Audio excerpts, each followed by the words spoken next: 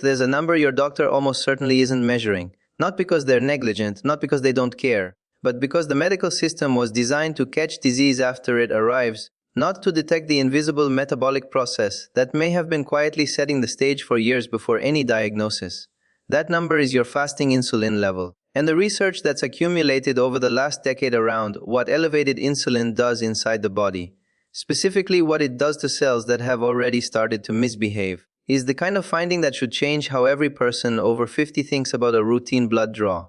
I'm Dr. Becker. I spend a significant portion of every week reading primary research journals like Nature Cells, Stem Cell, the Journal of Clinical Oncology, so I can translate what actually matters into language, that I pick real decisions about their health. What I'm trying to take to read from peer-reviewed studies, I'll tell you which ones their limitations are and what we can reasonably in this channel. Before I go further, I need to be the direct about channel about something. What you're about to hear is educational information based on current scientific research. It is not a substitute for personalized medical care. If you have a cancer diagnosis, if you're currently under any form of oncological treatment, or if you take medication for blood sugar, insulin, metformin, sulfonylureas, please bring this information to your physician before changing anything. Some of what I'll discuss has real interactions with medications that your doctor needs to know about. I'll be specific about which ones as we go. Here's what we're covering today. I'm going to walk you through the biological mechanism that connects insulin to cancer cell growth. A mechanism that's now documented in enough peer-reviewed literature that researchers are calling insulin one of the most important modifiable risk factors in oncology. Then I'll show you the studies. Then I'll give you a practical protocol organized by priority and strength of evidence, so you leave this conversation knowing exactly where to start and exactly what to ask your doctor. If this kind of evidence-based content is useful to you, subscribing helps me keep producing it. I appreciate you being here. Let me start with something that reframes the entire conversation. If you've had a blood draw recently and your fasting glucose came back normal, say 8 AB mg per deciliter, your doctor almost certainly told you that number looks fine. And they were right. Your glucose was fine. But here's what that test didn't tell you. Your pancreas may have been working 3 times harder than it should to keep that glucose number normal. And the substance it produces to do that work, insulin, may have been circulating at levels that, according to a growing body of evidence, actively promote the growth of cells that should not be growing. This is the central paradox that the research is now forcing medicine to confront. You can have a perfectly normal fasting glucose, the number everyone checks, while simultaneously having an insulin level in the upper range that most oncology researchers would consider metabolically dangerous. The glucose test gives you the outcome. It doesn't give you the effort, and the effort is where the problem lies. A 2022 study published in Frontiers in Oncology used something called Mendelian randomization, a research design that allows scientists to make causal inferences from genetic data rather than just observing correlations to analyze data from 281. 146 participants drawn from the MAGIC consortium and validated against the UK BioOnc. What they found was that genetically elevated fasting insulin was causally associated with increased risk of colorectal cancer and endometrial cancer.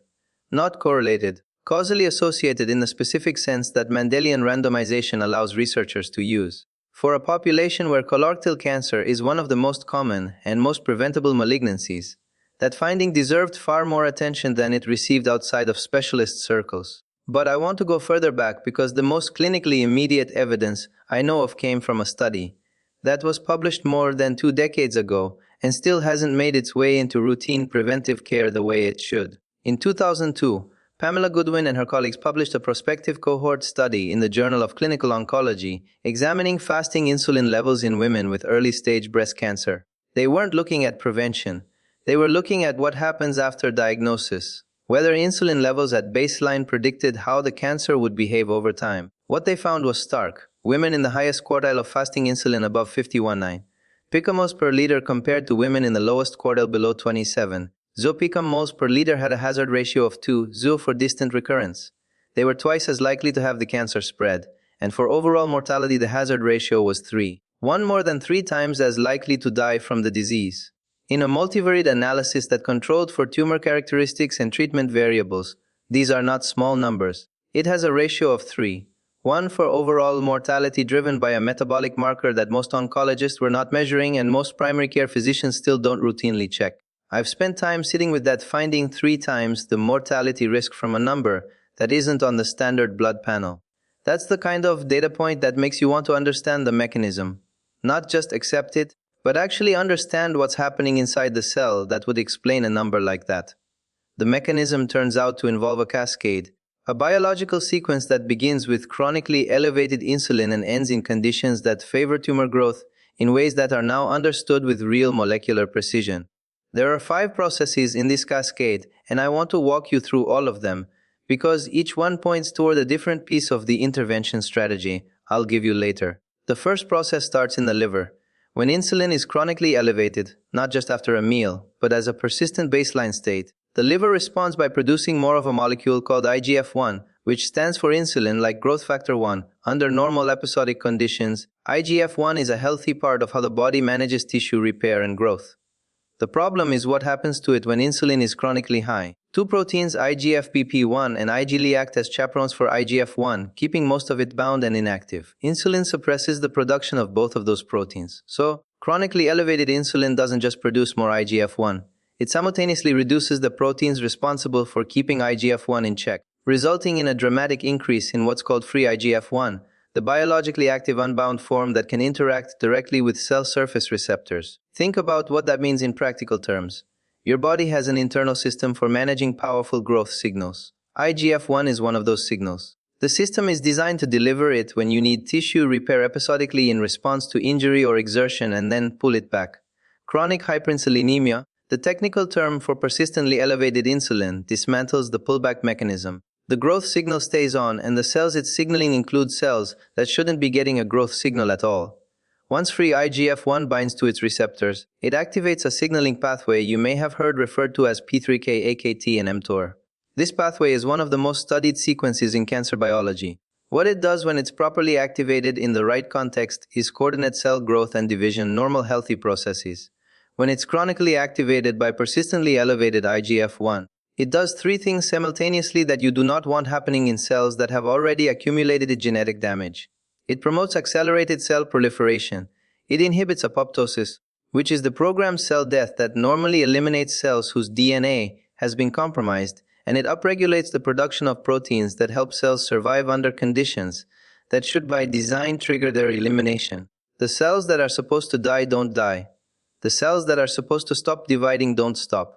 And the biological environment is actively pushing both in the wrong direction. The second process involves glucose transport in a way that was clarified enormously once researchers understood what chronic insulin signaling does to a specific protein called GLUT1. Glucose transporter 1, in normal physiology, cells take up glucose in a regulated fashion. But the same P3K pathway that's being chronically activated by elevated IGF-1 and insulin also upregulates expression and increases its activity. In practical terms, the cells are acquiring more glucose importing machinery.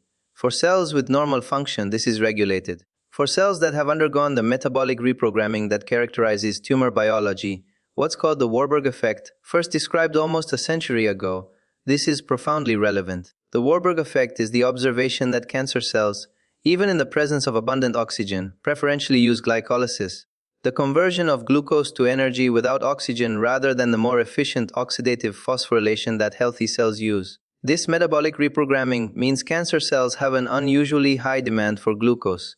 They've essentially rewired their energy system around it. And here's the piece that connects the Warburg effect directly to insulin. Tumor cells express IGF-1 receptors and insulin receptors at levels that are 10 to 20 times higher than normal surrounding tissue. They've acquired an extraordinary sensitivity to insulin and IGF-1 signals. When your baseline insulin is chronically elevated, you're delivering a preferential benefit to the cells that have the most receptors for it. And those cells in a tumor context are using the glucose you're delivering to fuel rapid unregulated growth. The analogy I keep coming back to is this. Your body's normal cells take up glucose the way a neighborhood gets electricity through a regulated grid with demand governed by need. A tumor operating under the Warburg effect has essentially installed its own private pipeline directly into the main, and every time your insulin goes up, that pipeline delivers. The third process in the cascade involves what happens to cells whose DNA has been damaged and at 65, at 70, at 75 DNA damage is accumulating in tissues throughout your body. That's not a pessimistic statement. It's a biological reality. The question is what your body does with cells that have sustained significant damage. The answer in a healthy metabolic state is apoptosis. The damaged cell receives signals that its DNA is compromised beyond repair, and it initiates a self-destruction sequence. Those signals run through proteins called beta and caspase 9. The same AKT pathway chronically activated by elevated insulin and IGF-1 directly phosphorylates and inactivates both BAT and caspase 9. The self-destruction sequence gets blocked. The damaged cell, which should have been eliminated, survives.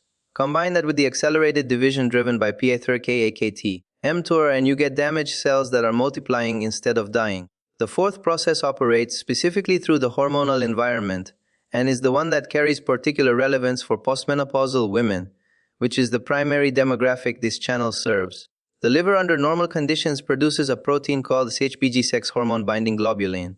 CHBG is essentially a management protein for sex hormones. It circulates through the blood, binds to estrogen and testosterone, and keeps them in an inactive bound form. The proportion of any sex hormone that's biologically active that can actually enter cells and bind to hormone receptors is determined by how much of it is unbound, floating free. Chronically elevated insulin suppresses hepatic production of HBG. When HBG drops, the proportion of free biologically active estrogen rises, even if the total estrogen in the bloodstream hasn't changed. In postmenopausal women, the primary site of estrogen production has shifted from the ovaries to adipose tissue. This peripheral estrogen isn't regulated the way ovarian estrogen was. An estrogen receptor-positive breast cancer, which represents over 70% of breast cancer cases, is directly responsive to circulating free estrogen. The connection between insulin and breast cancer risk, particularly in postmenopausal women, runs significantly through this HBG suppression pathway. It's not just that insulin stimulates cell growth directly. It's also that insulin dismantles the body's mechanism for managing the hormones that drive the most common form of breast cancer. The Goodwin study I mentioned earlier that has a ratio of 3:1 for overall mortality in breast cancer was almost certainly capturing this mechanism among others. The fifth process ties the cascade together, and it's the one that the most recent large-scale research has been quantifying. In 2025, researchers using the UK Biobank, one of the largest longitudinal health databases in the world, published findings in Nature Communications, demonstrating that a machine learning model of insulin resistance incorporating 9 clinical parameters predicted significantly elevated risk of 6 specific cancers: uterine, kidney, esophageal, pancreatic, colon, and breast. The model also showed nominal associations with 6 additional cancer types. This wasn't a study looking at diabetes. It was looking at insulin resistance, the metabolic state that precedes diabetes by years to decades, as an independent predictor of cancer risk across a dozen malignancy types. And the insulin resistance model outperformed BMI, metabolic syndrome criteria, the triglyceride to HDL ratio, and the TYG index as a predictor. The metabolic variable that medicine has historically treated as a diabetes precursor, rather than as an oncological risk factor, turned out to be a better predictor of cancer risk than the markers we already measure. That's what the research is telling us right now. And the implication is uncomfortable but important. By the time someone develops type 2 diabetes, the insulin-related oncological risk has already been accumulating for years. Here's where the picture comes into focus in a way that's clinically meaningful. The standard blood panel that most physicians run, fasting glucose hemoglobin A1C, measures what your blood sugar does. It doesn't measure what your pancreas has to do to produce that outcome. You can have a fasting glucose of 88 milligrams per deciliter, an A-lev-C of 5.4 and a HOMER, the homeostatic model assessment of insulin resistance calculated from your fasting insulin and fasting glucose together of 2A8.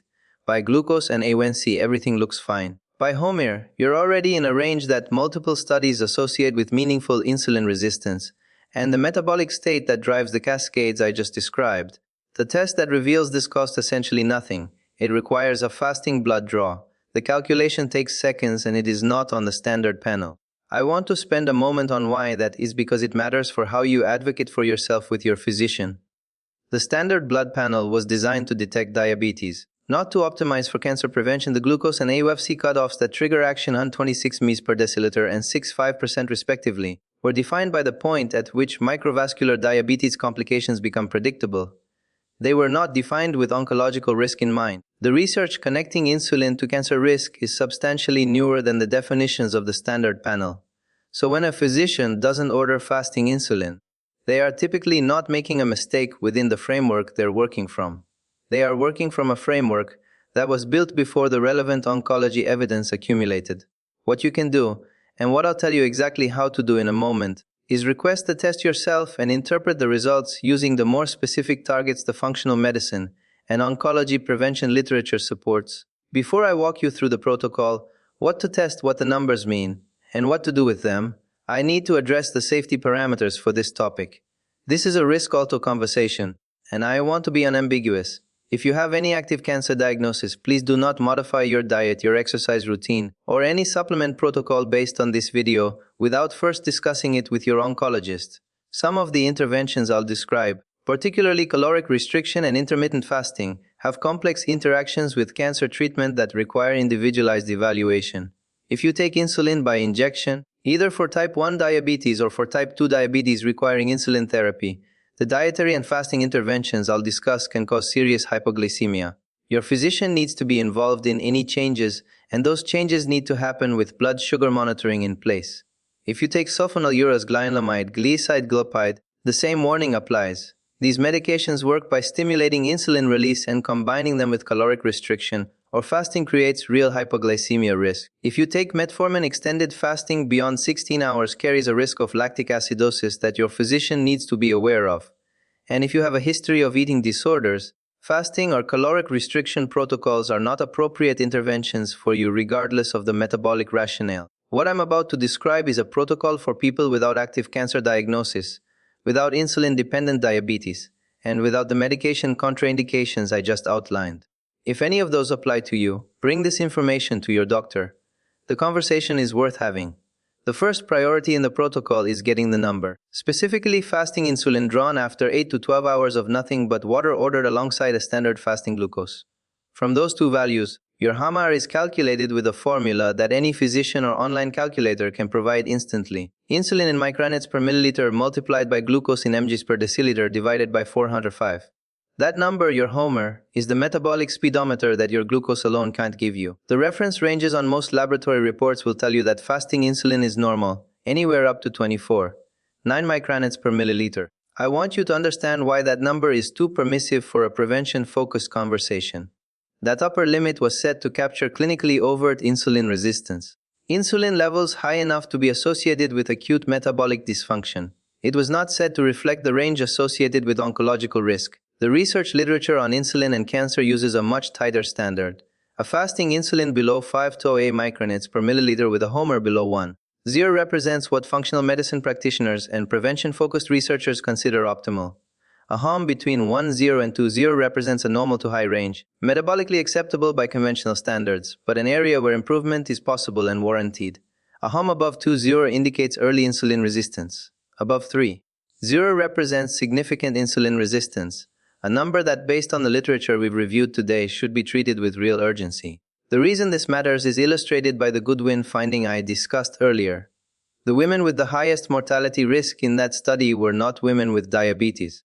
They were women whose fasting insulin fell in the upper quartile of a distribution that included many people with conventionally normal glucose. The risk wasn't at the pathological end of the spectrum. It was in a range that primary care medicine routinely dismisses. The second priority in the protocol is resistance training, and I want to be direct about why this sits above dietary intervention in the priority ranking. The meta-analysis I want to point you to here was published in Diabetes Research and Clinical Practice in 2025. It pulled data from 43 randomized controlled trials, the highest level of evidence we have involving 2012 participants with a mean age of 8 years. The findings were unambiguous in the direction of benefit. Resistance training produced a statistically significant mean reduction in fasting insulin of 1.35 micronets per milliliter, a mean reduction in HOMR of 1.15, and a reduction in high-sensitivity C-reactive protein, a marker of systemic inflammation, with a standardized mean difference of -80. These aren't small effects. In a population where every point of HOMR reduction is clinically meaningful, a 1.15-point mean reduction from an exercise intervention is a real number. The biological explanation runs directly through the mechanisms we've already discussed. Skeletal muscle is the single largest site of glucose disposal in the human body. More specifically, skeletal muscle, when it's stimulated by resistance exercise, absorbs glucose through a mechanism that doesn't require insulin. It uses a transporter called GLUT4 that gets recruited to the cell surface in response to muscle contraction independent of insulin signaling. When you increase your skeletal muscle mass and improve its responsiveness to contraction-stimulated glucose uptake, you're essentially adding insulin-independent glucose disposal capacity to your metabolic system. The glucose has somewhere to go without your pancreas having to produce as much insulin to direct it there.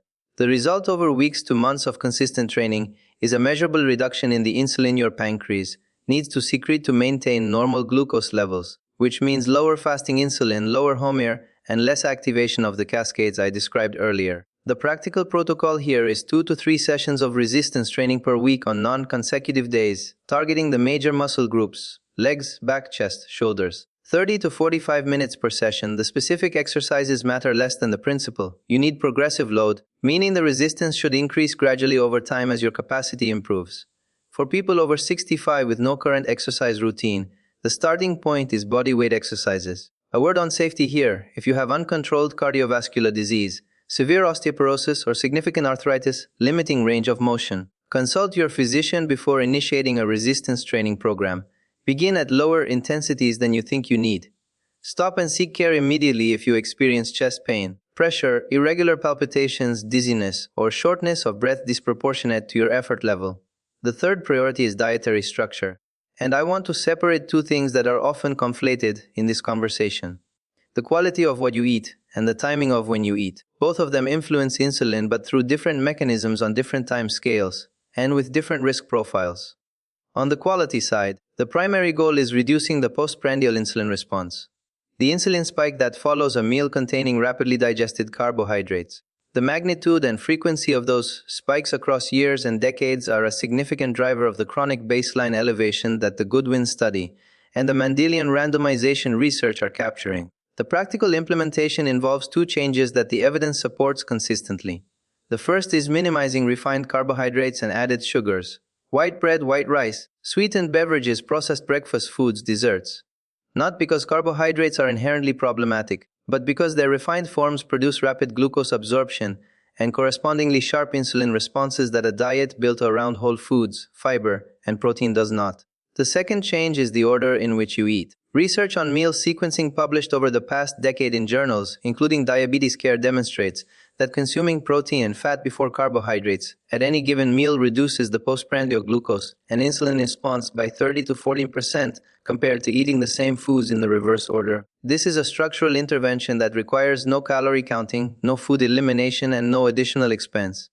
Eat the protein and vegetables first. Eat the starchy components of the meal last. Over time, across meals, that 30 to 40% reduction in insulin response compounds in its effect on fasting insulin levels. On the protein side, the recommendation that most older adults dramatically understood is simple but important.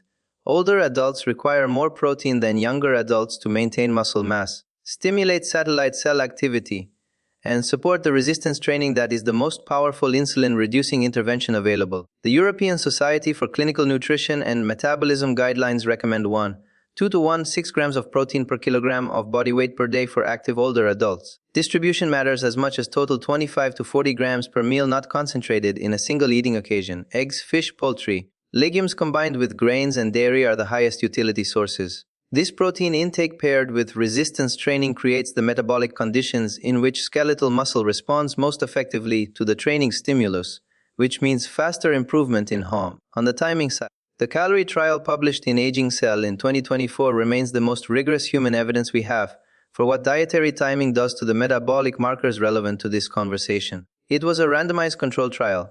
Participants were randomized, not self-selected, comparing approximately 25% caloric restriction over 24 months against an ad-leading control group in healthy, non-obese adults. The caloric restriction group showed significant reductions in circulating biomarkers of cellular senescence, the downstream accumulation of damaged cells that drives chronic inflammation and creates the permissive environment for tumor development. This is the best human evidence we have that dietary structure can reduce one of the primary environmental factors that intersects with insulin in promoting oncological risk. The practical translation of the calorie data, given that 25% sustained caloric restriction is difficult to maintain and carries risks in populations with low baseline body weight, is time-restricted eating. Confining your eating in an 8 to 10 hour window, first meal at 10 a.m., last meal by 6 or 7 p.m., for example, produces some of the same metabolic signaling benefits as caloric restriction, with more realistic adherence for most people. The mechanism involves the relationship between extended overnight fasting and insulin sensitivity.